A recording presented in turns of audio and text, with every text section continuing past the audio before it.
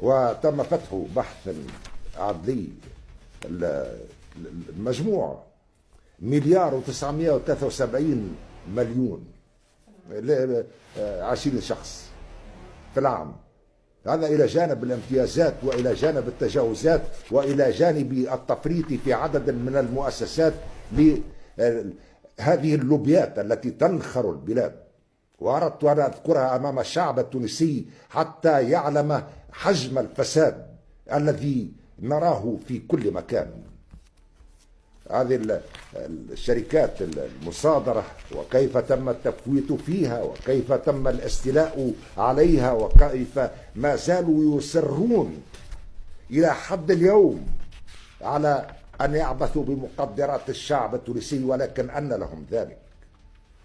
أيضا بالنسبة إلى تمويل الجمعيات، وهناك مشروع، الأمر لا يتعلق بالتضييق على الجمعيات إطلاقا، وحتى في كل الدول في أوروبا.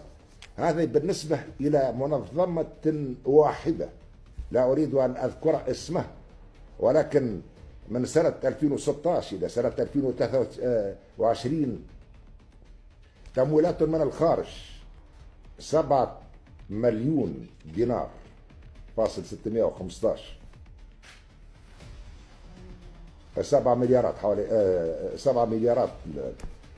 هذا باسم المجتمع المدني، لسنا التضييق، ولكن استباحوا الدولة، وكانت امتدادا للأحزاب، وكانت امتدادا أيضا حتى للمخابرات الأجنبية.